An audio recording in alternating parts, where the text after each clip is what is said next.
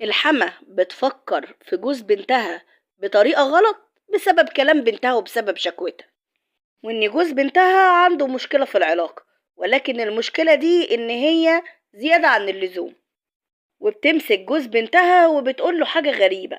الخلاط اللي بتفضل مشغله زيادة عن اللزوم على الفاضي بيتحرق. ما ينفعش إن هو يشتغل على الفاضي، لازم يكون بيشتغل على المليان. لو عايزين تكملوا الحكاية خليكوا معايا، بس ما تنسونيش في اللايك وفي الشير. ويلا بينا نفتح دكان الحكايات مع رورو. رشدي عنده 30 سنة ومتجوز في مدينة الإسكندرية في منطقة العجمي. متجوز مروة اللي عندها 25 سنة، ولكن هو كان عنده مشكلة، والمشكلة دي كانت الإفراط في العلاقة، وإن مراته ما قدرتش إن هي تكمل بالوضع ده معاه. إن هو كان عايز العلاقة ليل نهار، وإن هو يدوبك كان بينزل يشتغل وبيرجع. طول ما هو قاعد في البيت كان عايز الشيء ده. فطبعا الحاجة اللي بتقلب بزيادة عن حدها بتقلب لضدها، فبالتالي مراته ما بتقدرش ان هي تكمل معاه وبتطلب منه الطلاق، ولكن هو بيرفض ان هو يطلقها، وبتعمل عليه قضية خلع، وبتقول في قضية الخلع السبب اللي هي عايزة تتطلق بيه، وبعد كده المحكمة بتحكم لها ان هي تتطلق. طبعا هو ما قدرش ان هو يقعد كتير من غير جواز، وفكر انه يتجوز واحدة تانية، ولكن هو ما قالهاش ان هو عنده مشكلة، وما قالهاش ايه اسباب طلاقه من الاولانية. طبعا قال اسباب تانية خالص، وقال ان هي نكدية، ان هي مش عاجبها المصاريف، الاسباب يعني السطحية اللي بتحصل في اي بيت، ولكن ما قالش السبب الرئيسي ده. الست اللي اتجوزها دي كانت متجوزة قبليه، وجوزها توفى، وقبلت بظروفه وبكل الحاجة اللي تخصه، ولكن كان عندها شرط واحد في الجوازة دي، ان امها تعيش معاها. طبعا هو يعني قبل بحاجة زي كده، في مقابل يعني ان هو هيتجوز وهيقدر ان هو يقضي رغباته وهيفتح بيت، ولكن بأقل الامكانيات، لان الجوازة الاولانية اكيد ان هي ارهقته ماديا. ولكن الزوجة دي بتكتشف الأمر اللي هو فيه رشدي بعد الجواز، فطبعا الموضوع ده كان بالنسبة لها مفاجأة، خصوصا يعني ان هي كانت متجوزة قبله وعارفة طبيعة الجواز وطبيعة العلاقات بتبقى ماشية ازاي، ولكن هي شافت ان الأمر ده عنده زيادة عن اللزوم، وطلبت منه ان هو يروح للدكتور، ممكن يكون مثلا عنده اي مرض او اي حاجة، ولكن هو رفض ان هو يروح للدكتور ومصر ان هو بني ادم طبيعي، لدرجة ان هي قالت له ان هي قابلة انه يتجوز واحدة عليها. ولما طلبت منه الطلب ده قال لها ان هو اتجوزها بالعافية، وان الجوازة الاولانية دي اخدت اللي وراه واللي قدامه، فهو ما يقدرش ان هو يتجوز واحدة عليها. فلقت ان الموضوع ملوش حل، وان هو مش قادرة ان هي تتكلم معاه، فقررت ان هي تدور هي مراته الاولانية اتطلقت منه ليه. ولما قدرت ان هي توصل لحد يقول لها مراته الاولانية اتطلقت منه ليه، عرفت ان هي اتطلقت بسبب الشيء ده.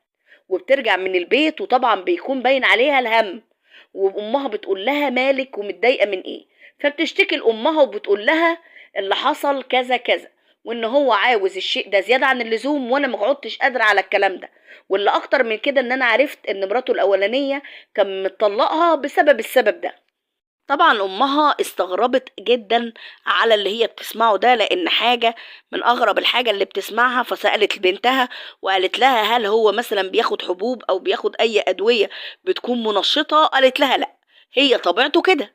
طبعا امها ابتدت ان هي تهديها وتقول لها مش هينفع ان انت تطلقي، انت ناسيه ان انت اصلا متجوزاه وانت ارمله، ومش هتلاقي حد يجوزك، مش هتلاقي حد يفتح عليك الباب، وانت لسه صغيره وما ينفعش الكلام ده. قالت لها طب ايه الحل في الموضوع؟ قالت لها بقولك ايه، سيب الموضوع عليا وانا هحله. وبصراحه الست كانت مجتهده، حلته فعلا، وراحت رايحه عند بيت جوز بنتها، وسألت جوز بنتها وقالت له هي بنتي متضايقه منك ليه؟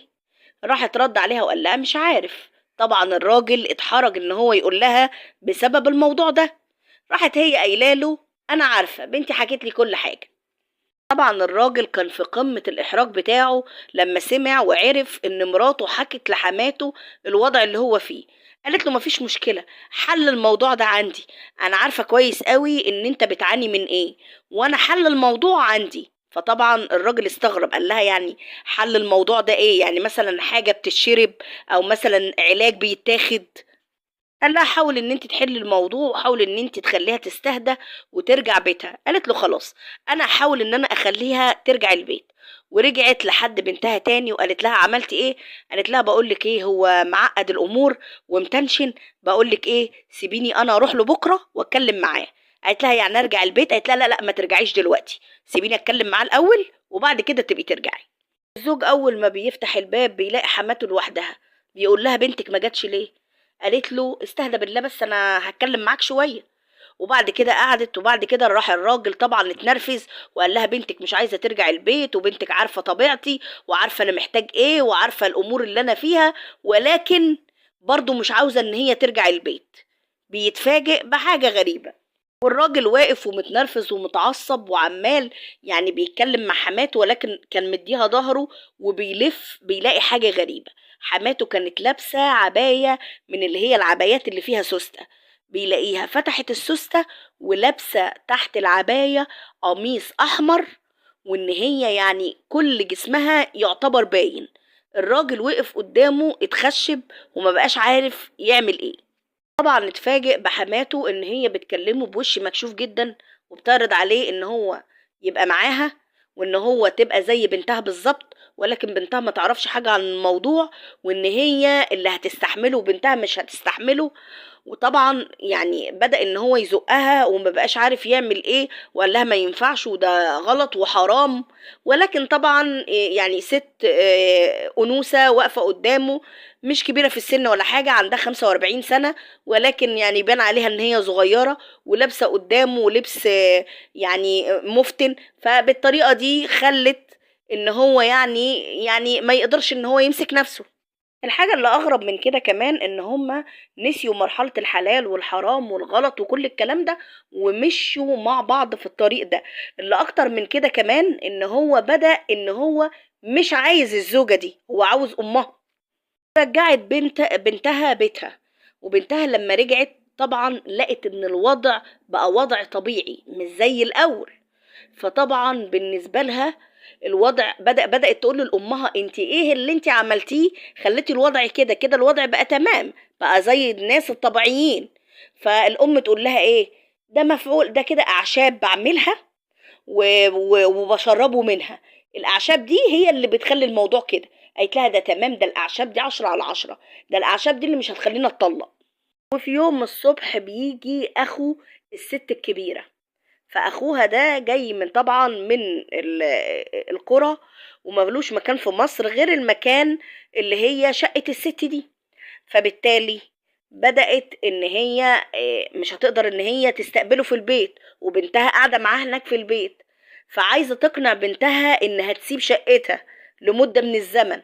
فبدأت تقول لبنتها بقولك ايه، علشان الموضوع ما يبتش ان هو يزيد، انا مش هقدر ان انا قدام خالك اعمل له الاعشاب دي. انت تعالي اقعدي مع خالك اعملي له اكل وضيفيه، وانا هروح عندك البيت اعمل الاعشاب لجوزك عشان ما يبتديش ان هو يرجع ويعمل الاشياء دي زيادة عن اللزوم برضو. طبعا البنت قالت لها ماشي خلاص. لسه كانت داخله وسلمت على خالها وداخله علشان تعمل له الغدا، راحت لقت خالها بيقول لها لا يا بنتي ما تعمليش اي حاجه، انا النهارده هروح وابات مع ناس صحابي. قالت له يعني انت مش هتبات هنا النهارده يا خالي؟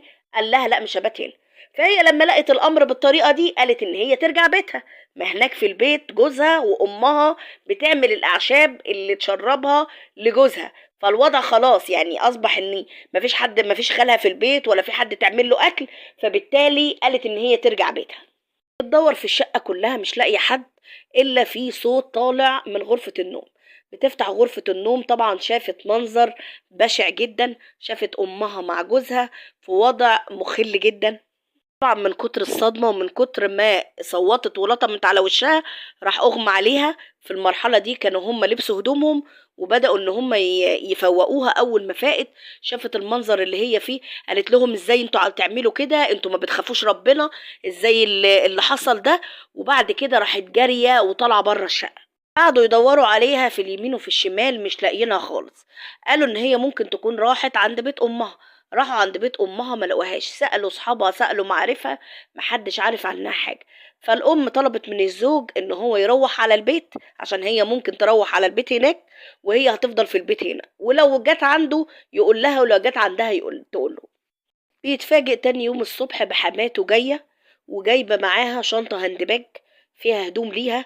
فطبعا بيقول لها بنتك جت؟ قالت له لا ما جاتش. فقال لها طب انت ايه الهدوم دي؟ انت جايه ايه؟ قالت له بقول لك ايه، احنا ولا هندور عليها ولا هنشوفها هي فين، انا جايبه حبه الهدوم دول وانا هقعد معاك الفتره دي لحد ما تبان. قال لها طب انت مش قلقانه على بنتك؟ قالت له لا مش قلقانه. وبعدها بفتره بحوالي اسبوعين بيجي تليفون من واحده صاحبتها، بتكون هي الاسبوعين دول قعدهم عند صاحبتها، وان صاحبتها طبعا يعني اتضايقت من القعده بتاعتها، فابتدت انها توصل المعلومه لجوزها علشان يجي ياخدها.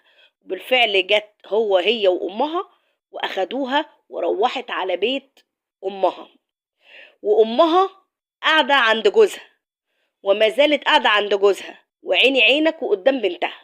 فطبعا الموضوع كبر وبقى يعني اكبر من اللزوم، لدرجة ان الزوج بدأ ان هو يقول لها كل واحد مننا يروح لسكة، وعاوز ان هو يكمل مع حماته، مع ان حماته دي محرمة عليه في الدين، ولكن هي عايز يكمل مع حماته ويطلق مراته. فطبعا الست بتحكي المشكلة بتاعتها وبتقول اللي حصل، وبتقول ان هو بالفعل رمى عليها يمين الطلاق وطلقها، وان امها عايشة عنده، وان هي مش عارفة تعمل ايه وخايفة ان هي مثلا تروح تبلغ في النهاية برضو، يعني خايفة تأذي امها. فهي بتسأل يعني هل الشيء الصحيح اللي هو ممكن تعمله هو ايه بالظبط؟ فلو سمحتوا خشوا في التعليقات وقولوا ليها الشيء اللي المفروض ان هي تعمله والصح اللي المفروض تعمله، قولوه